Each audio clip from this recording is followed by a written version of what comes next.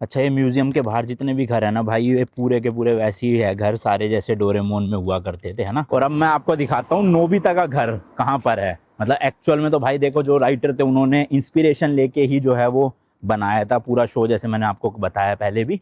तो kind of similar घर मैं आपको दिखाता हूँ म्यूजियम के जस्ट सामने। ये देखो भाई, ये रहा सामने हमारे नोबिता का घर। जी हाँ भाई, इंडिया से मैं जापान आ गया हूँ नोबिता का घर देखने के लिए।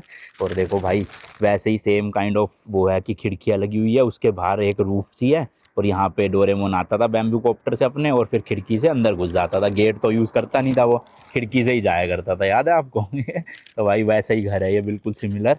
और इसके साइड में देखो और भी घर है वैसी स्टाइल के।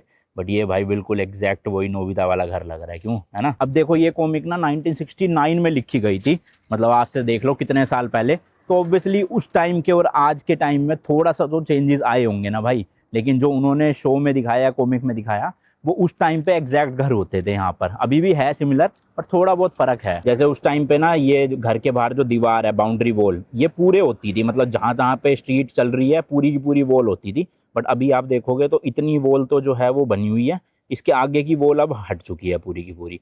तो ये थोड़े बहुत चेंजेस आए, बट ओवरऑल भाई पूरा वही नोबिता वाला घर लग रहा है, सेम, है ना। तो अगर आपको भी देखना है एग्जैक्ट, वो जो म्यूजियम है ना उसके सामने ही है घर। तो ये देखो, ये म्यूजियम की बाउंड्री वॉल है, वो सामने आपको दिख रहा है म्यूजियम, उसी के जस्ट सामने आप देखोगे तो ये वाला घर है, बस बिल्कुल एग्जैक्ट सेम। भाई सही में मेरे को तो यकीन नहीं हो रहा कि मैं जो बचपन में कार्टून देखा करता था और जो घर देखा करता था, वो एक्चुअल में रियल लाइफ में जापान आऊंगा और देखूंगा। ये देखो भाई, पीछे मेरे नोबिता का घर। चलो उसके बाकी दोस्तों का भी भाई घर ढूंढते हैं, जियान का, सुनियो का, शिजुका का, कहीं ना कहीं तो मिल ही जाएगा कुछ कुछ सिमिलर, है ना। और उनका स्कूल भी ढूंढूंगा अगर मिल गया ना, कि वहाँ मतलब जो शो में वो स्कूल जाया करते थे, वो रियल लाइफ में है या नहीं है, कैसा है। ये देखो भाई, ये वाला घर मुझे थोड़ा थोड़ा ना जियान के घर जैसा लग रहा है, क्योंकि उसकी मम्मी की नीचे ऐसे दुकान होती थी जिसमें वो केक्स और कुकीज़ बेचा करती थी। और इसमें भी देखोगे ना आप, छोटी सी ये दुकान टाइप की लग रही है ये एरिया ना। और घर भी वैसे ही लग रहा है भाई साहब, बस वेंडिंग मशीन नहीं है जो उसमें हुआ करती थी। बट काइंड ऑफ सिमिलर ही है भाई। तो वही मैंने कहा कि इंस्पिरेशन लेके बनाया गया था।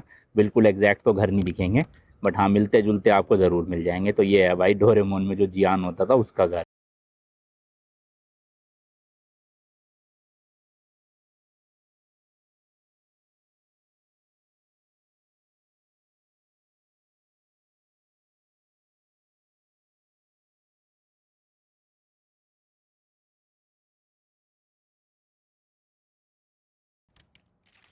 ये देखो भाई, जगह जगह पे वेंडिंग मशीन तो आपको पूरे जापान में मिल जाएगी। सब कुछ होता है इसमें, कोल्ड ड्रिंक लेनी हो, पेप्स वो लेना हो, रेड बुल लेनी हो, पानी लेना हो।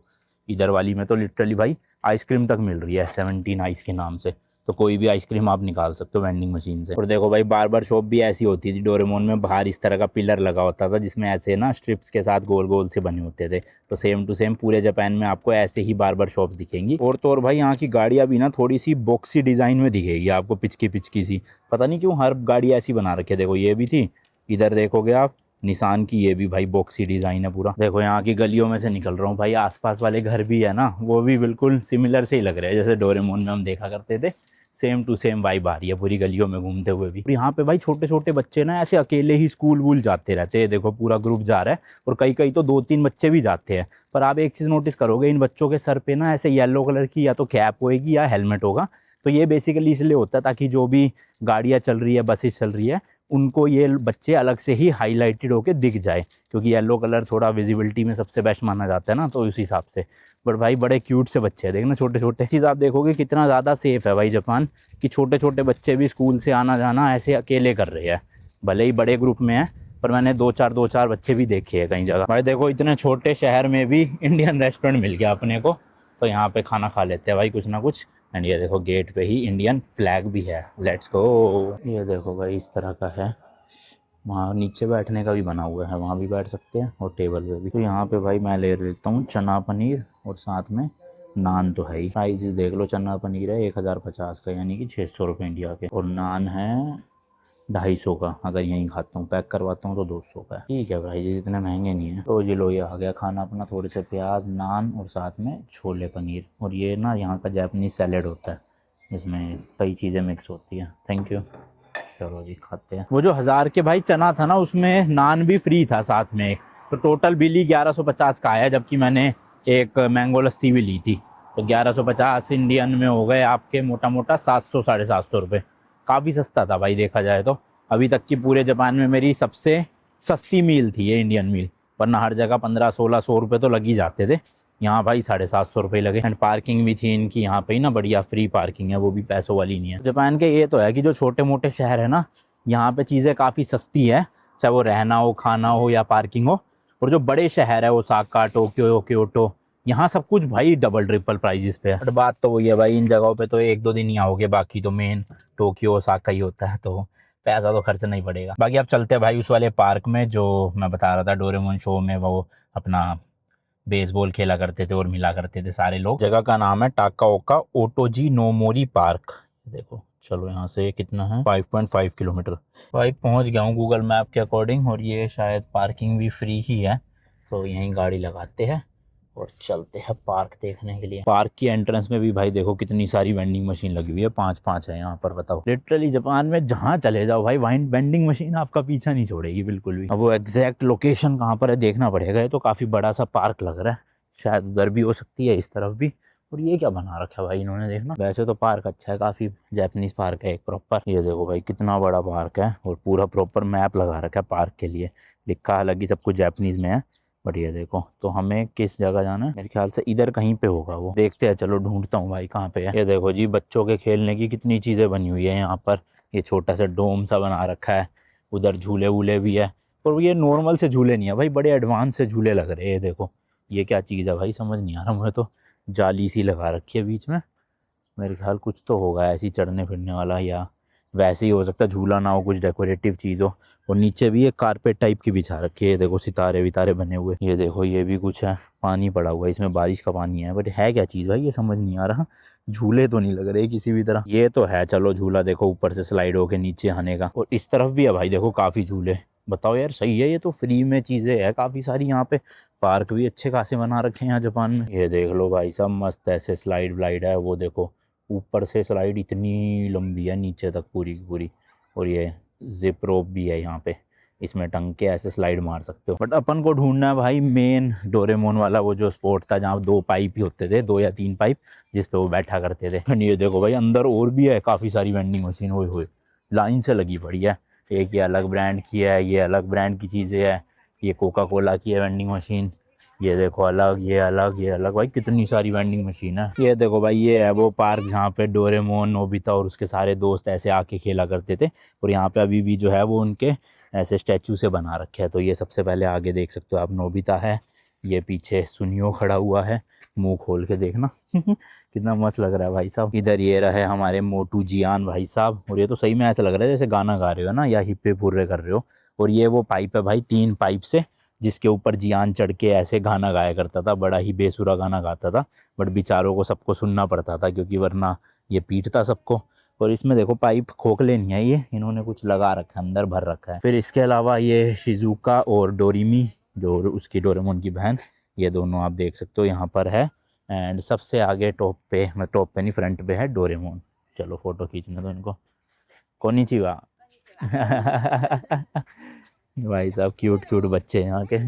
Hello, what's your name? Oh nice nice. ये देखो भाई डोरेमोन अपना। I am from India. India. Yes yes. Yeah. My son went to last year. Which city? No, New Delhi, no, Bangalore? なんだろう。なんかめ、よくわからない。ओके you are from Japan? Yeah, okay. I'm from Japan in Takaoka. Takaoka, okay Takaoka city. Yeah okay See you. या सी you bye. तो ये देख लो भाई पूरा frame, and लोग भाई काफ़ी अच्छे हैं यहाँ पे। मतलब ऐसे ना आपको यहाँ पे ना थोड़ी सी ओल्ड एज पॉपुलेशन ज़्यादा दिखेगी। मैंने आपको फर्स्ट वीडियो में ही बताया था कि जापान में लगभग 40% से ज़्यादा बूढ़े लोग हैं, मतलब 60 से ऊपर के एज वाले। शायद 40% ही थी, मेरे को ध्यान नहीं है अब। बट यहाँ पे आपको बूढ़े लोग बहुत मिलेंगे, मतलब काम वाम यहाँ भाई सब करते हैं, भले ही चाहे जितनी मर्जी एज हो। ऐसे नहीं है घर में बैठे हुए अपना काम पे भी जा रहे हैं, पार्क में भी दिखेंगे, गाड़ी चलाते हैं मस्त। तो ज़्यादातर पॉपुलेशन यहाँ पे वही दिखती है। बट खैर वो छोड़ो, अभी हम मेन देखो मिलने आए हैं डोरेमोन से। एंड इसी पार्क में ही कहीं पे वो शो में ना ऐसे बेसबॉल खेला करते थे, आपको याद हो अगर। ये डोम नहीं हुआ करता था उसमें, पता नहीं ये क्या चीज़ है। खैर छोड़ो, ये अभी बना होगा कुछ टाइम पहले ना मेरे ख्याल से। बट ये भाई देख सकते हो। और आपको ना डोरेमोन का ये जो ब्लू कलर है ना, इससे रिलेटेड स्टोरी बताता हूँ कि इसका ब्लू कलर कैसे पड़ा। क्योंकि इसकी बहन आप देखोगे वो तो येलो कलर की है भाई, है ना, पूरी की पूरी, और ये पूरा नीला रंग का है। तो भाई एक्चुअल में ना डोरेमी की तरह ही डोरेमोन पहले येलो कलर का ही हुआ करता था। बट एक दो चीज़ें इसके साथ ऐसी हुई जिसकी वजह से इसका कलर ब्लू पड़ गया। सबसे पहले तो एक रोबोटिक चूहे ने ना इसका कान काट लिया था, तो एक तो वो रीजन था, डर के मारे ऐसा हो गया था इसका कलर। और दूसरी चीज, इसकी ना बॉडी की एक बार सर्जरी हुई थी जिसकी वजह से काफी ज्यादा सैड रहने लगा था, इसलिए जो इसका ऊपर का येलो कलर था ना वो पूरा हट गया था, और जो बेस ब्लू कलर था ना, ये डोरेमोन वैसा बन गया था। और ये सब ना उससे पहले हुआ था जब ये नोबिता से मिला था, क्योंकि ये आया तो फ्यूचर से ही था, बट नोबिता से मिलने से पहले ही ये ऑलरेडी ब्लू हो चुका था। एंड ये देखो भाई इसकी येलो कलर की वो घंटी सी, और नीचे पॉकेट जिसमें से ये काफी सारे गैजेट्स ऐसे निकाल सकता था। तो बड़ा ही मस्त लग रहा है भाई। एक दूर होके अच्छे से फोटो ले लेते हैं यहाँ की बढ़िया सी। और क्योंकि इसका पास्ट में ना चूहे ने ऐसे कान खाए हुआ था, इसलिए पूरे शो में आप देखोगे डोरेमोन चूहे से बहुत डरता था। इसी रीजन की वजह से डरता था, क्योंकि एक बार इसका कान खा चुका था चूहा। चलो थोड़ी देर भाई जियान के साथ बैठ जाते हैं, बेचारा कहीं बुरा ना मान जाए। गाना तो नहीं सुना पाएगा अभी ये, बट ठीक है। और आपको लग रहा होगा क्या भाई साहब मैं ऐसे बच्चों की तरह बात कर रहा हूँ, बट भाई जो 90s के बच्चे हैं जिन्होंने अपने बचपन में डोरेमोन खूब देखा है, उनको तो मतलब वो लोग मेरे से रिलेट कर पाएंगे कितनी एक्साइटमेंट होती है ऐसे, कि भाई साहब जो हम टीवी में कार्टून देखते थे, आज उन्हीं के शहर में, एक दूसरे देश में, वहाँ पे आए हुए हैं हम। और उसी पाइप पे मैं बैठा हूँ जहाँ पे जियान गाने गाया करता था बेसुरी आवाज़ में, मैं हूँ जियान, मैं हूँ बड़ा ताकतवर, याद है ना। ऊपर से गाने में बोलता भी था, मेरा गला है सुरीला, मेरी आवाज़ सुन के लोग हो जाते हैं मदहोश, पता नहीं क्या क्या गाता रहता था भाई। और ये था जियान का चेला, बेचारा ये भी डरता तो बहुत था, पर नोबिता को काफ़ी तड़पाता था जियान। और नोबिता के बाद डोरेमोन था, तो डोरेमोन अलग अलग गैजेट देके नोबिता को बचा लेता था किसी तरह से। मतलब भाई बचपन में जब हम स्कूल जाया करते थे, ऐसे बारिशों का टाइम होता था और स्कूल की छुट्टी हो जाती थी सुबह बारिश की वजह से, या पानी भर जाता था स्कूल में, तब भाई साहब इतना मज़ा आता था सुबह 6-7 बजे 8 बजे पोगो पे, कार्टून नेटवर्क पे ये सब कार्टून्स देखने का। टॉम एंड जेरी हो गया, डोरेमोन हो गया, शिनचैन, हगीमारू, परमैन, फिर एक वो पावर पफ गर्ल्स आती थी, और कौन सा था, डेक्स्टर्स लेबोरेटरी था एक शायद, उसकी बहन थी बड़ी लंबी सी, डी नाम था शायद उसका। ऐसी कई सारे कार्टून थे। और वो सुबह सुबह वो भी आता था रोब, जो कलरिंग वगैरह या फिर आर्ट एंड क्राफ्ट की वीडियोस बनाते थे, वो अब शायद यूट्यूब पे भी बनाते हैं, बट भाई उस टाइम पे टीवी पे देखने का अलग ही क्रेज़ होता था बचपन में। और ये बात है मेरे ख्याल से 2008-9 के आसपास की शायद से। चलो भाई इन सबको टाटा बाय बाय करते हैं, फिर कभी मिलना होगा या नहीं होगा पता नहीं इनसे, बट अच्छा लगा कि यहाँ पे बचपन की ऐसे यादें ताज़ा हो गई सारी।